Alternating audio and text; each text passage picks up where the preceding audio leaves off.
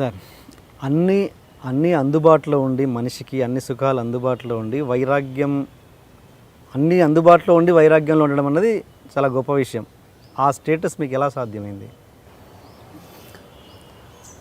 వైరాగ్యం ఏం కాదు. వైరాగ్యం అంటే ఏమిటంటే దేని పట్ల విముఖత, అన్నిటి రమణ మహర్షి నాకేమొద్దు అది కాదు, వైరాగ్యం కాదు.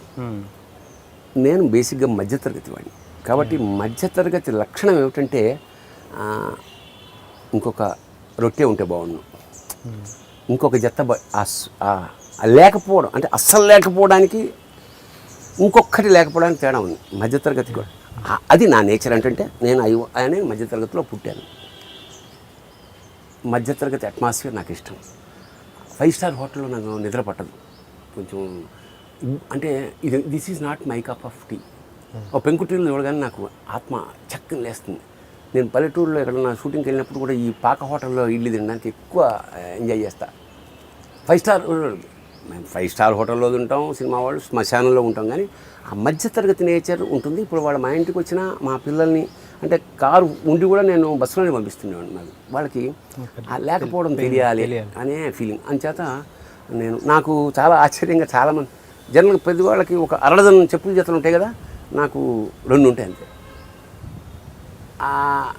మా అమ్మాయి ఎప్పుడు తిడుతుంటుంది, ఏది కావాలంటే అది మ్యాచింగ్ ఏమైనా వేసుకోవాలి అంటే నాకు నేను అవసరం చూస్తా. చెప్పులు ఎందుకే అద్భుతమైన నాకు వేల రూపాయలతోటి కొనాలంటే నాలో ఎందుకురా మా నాన్న ఎలాంటి నేచర్ అంటే చెప్పు చిది నాదేమన్నా హవాయి చెప్పు ఊడిపోతే పొద్దున్న లేచేటప్పుడు కుట్టు ఉండేది, దాని మీద ఒక తోలు వేసేసి దాన్ని చక్కగా చెప్పు కుట్టేసేవాడు మా నాన్న. కాకపోతే ఇది బ్లూ ఉంటే ఇది ఎల్లో ఉండేది. నాన్న ఏమేమో అడుక్కునే వాళ్ళగా ఉంటుంది బయటకు వెళ్తే. నీకు పని అవుతుందా అది చూడవా, పని అవుతుందంటే గొడుగు వేసుకెళ్తే దానికి ఒక ప్యాచ్ ఉండేది, కుట్టేసేవాడు ఈయన. చెంబులు మా నాన్న చేయని పనులు లేవు, అదే చెప్తున్నా అవన్నీ నిధులలో పెట్టేది. అట్లా ఆ మధ్యతరగతి తనమే తప్ప అన్నీ నాకు కావాలి. The best of the world కావాలి నాకు. ఇప్పుడు ఎండివరకు ఉన్నాను నేను, ఇప్పుడు I-20లో కూడా పోతా. అర్థమైనా? నేను అవుట్డోర్స్కి వెళ్ళినప్పుడు జనరల్గా ఫ్రెండ్స్ రాజమండ్రి వెళ్ళా అనుకోండి, కార్లో ముందు వెళ్తే నేను వెనకాల ముసుకోవడమే వెళ్తుంటా. ఆ మధ్యతరగతి తనం ఎక్కడ మిస్ అయితేమో నాకు బెంగ ఉంటుంది. సంభవం ఎక్కువ జిల్బిల్ డ్రెస్సులు కానీ కాస్ట్లీ వ్యవహారాలు కానీ ఎందుకో నాకు నా మనస్తత్వానికి ఒకటే ఉదాహరణ. నేను మా మహర్షి జనార్దన మహర్షి నా శిష్యుడు సాలిడ్గా 10,000 ఇచ్చాడు ప్రొడ్యూసర్. కొత్త కాపురం నేను మావిడ మా శిష్యుడు ముందు నుంచే ఉన్నాడు. నేనేమిటంటే సంసారం కొత్త కాపురం ఎట్లా మొదలెట్టుంటే ఇంటికి కావాల్సినవన్నీ ఒకసారి కొనేవాడిని కాదు. మావిడిని ఆటోలో తీసుకెళ్ళి ఇవాళ చెంచాలు అని పెట్టుకుని 4 చెంచాలు కొనుక్కు వచ్చేవాడు. నెక్స్ట్ వీక్ వెళ్ళి 2 కంచాలు అన్నీ కొంటే మజా పోతుందని నా ఫీలింగ్. 10,000 వచ్చేసి చాలా పెద్ద అమౌంట్. 10,000 అప్పుడు ఏం చేద్దామంటే ఫ్రిడ్జ్ కొందాం సార్, మా ఇంట్లో ఫ్రిడ్జ్ లేదన్నాడు. ఫ్రిడ్జ్ లేదు కానీ నాకు ఫ్రిడ్జ్ పెద్ద మనంత ఫ్రిడ్జ్ లెవెల్ అనే మంది వేస్తారు, అమ్మగారు వచ్చారు, అది అందులో పెట్టాలి. సరే టీకా ఫ్రిడ్జ్ కొన్నా. ఫ్రిడ్జ్ కొంటూ కుండ కూడా కొన్నా. ఇంటికి తీసుకెళ్ళా. ఫ్రిడ్జ్ దిగింది. మా ఆవిడ చాలా సంతోషం. మా ఆవిడ అగ్రహారం నుంచి వచ్చింది. ఆవిడ ఇంకా ఆనందం, ఫ్రిడ్జ్ ఉంది మన ఇంట్లో. కుండ ఎందుకని? ఫ్రిడ్జ్ నీకు సొసైటీకి, కుండ నాకన్నా ఊరుకోండి అని చెప్పి అందులో ముగ్గు వచ్చింది. సంతోషం.